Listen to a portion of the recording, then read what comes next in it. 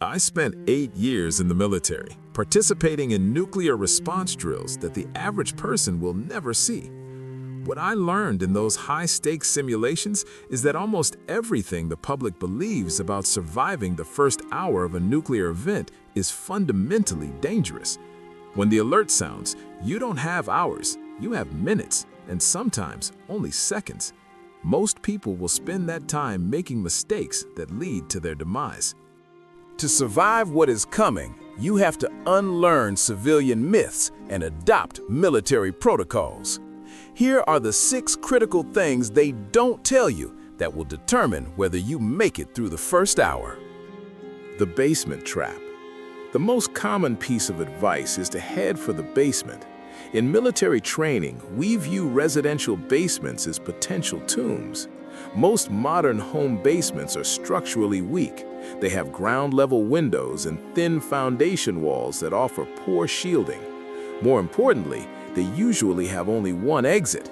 If the blast causes the house above to collapse or fills that exit with heavy debris, you are buried alive in a concrete box, breathing air that is slowly being contaminated by fallout seeping through window wells and floor drains. Instead, the protocol we were taught is to find the center of mass. You want to be in the most interior room on the middle floor of a multi-story building. Think closets, bathrooms, or hallways with no exterior walls. The goal is to have mass above you, mass below you, and mass on all sides. Radiation intensity follows the inverse square law. Distance matters, but shielding matters more. While 4 inches of basement concrete is standard, it is often only on 3 sides. A bathroom in the center of the second floor provides significantly better protection against gamma radiation than a basement with exposed earth on one side. The glass missile threat. In a nuclear event, the radiation isn't what kills most people in the first few minutes, it's the windows. When the flash occurs, the thermal pulse arrives first. It can blind you through a window and ignite flammable materials miles away. But the real killer is the shock wave that follows seconds later. At hundreds of miles per hour, glass doesn't just break, it becomes a horizontal spray of fragmented missiles that shreds everything in its path. Military protocol is clear. Get away from all windows immediately. The shock wave reflects off terrain and other buildings, meaning it can come from any direction, not just the side facing the blast. If you are caught near a window, don't try to board it up. You don't have time. Get flat on the floor below the window level and behind something solid like a desk or concrete wall. Stay down for at least 30 seconds after the wave passes, as the vacuum effect can pull debris back out with equal force.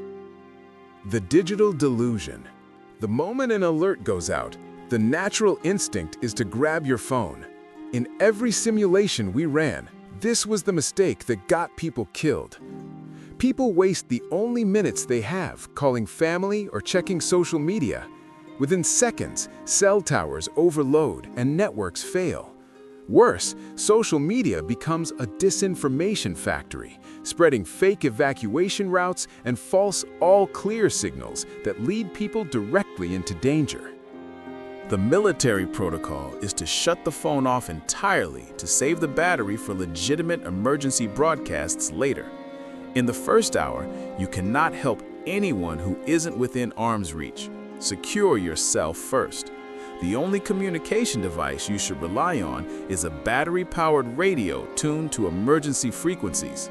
Listen for 2 minutes, write down the vital information, and then turn it off to preserve power. The fallout kill zone window. There is a specific window of time, roughly 15 to 45 minutes after the initial blast, where the most fatalities occur. This is when people think the danger has passed.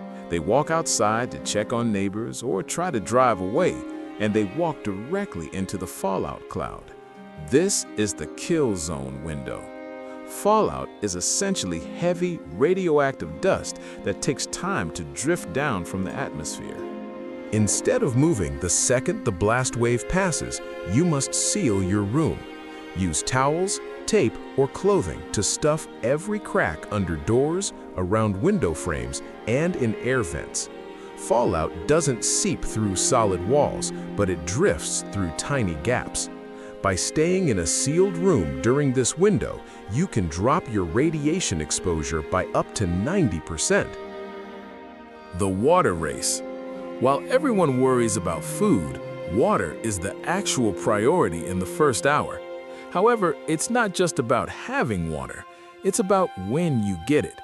You have a very narrow window of 10 to 20 minutes before water systems fail due to infrastructure damage or authorities shutting down the supply to prevent contamination. The moment you have shelter, you must fill every container, bathtubs, sinks, and pots with water. This water isn't just for drinking, it is essential for washing radioactive particulate matter off your skin if you were exposed, and for cooling burns. If the water starts coming out brown or smelling of chemicals, stop immediately. The system is already compromised. The escape clause.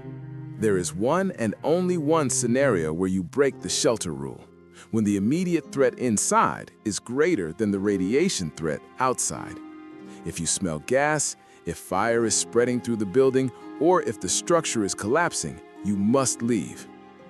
To do this safely, you must cover your nose and mouth with multiple layers of damp cloth to filter out the radioactive dust. Cover every inch of exposed skin to prevent surface contamination. Move quickly, but do not run.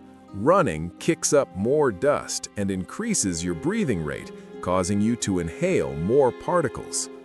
Once you reach a new, intact structure, remove your outer layer of clothing immediately and leave it at the entrance to avoid bringing contamination into your new shelter space.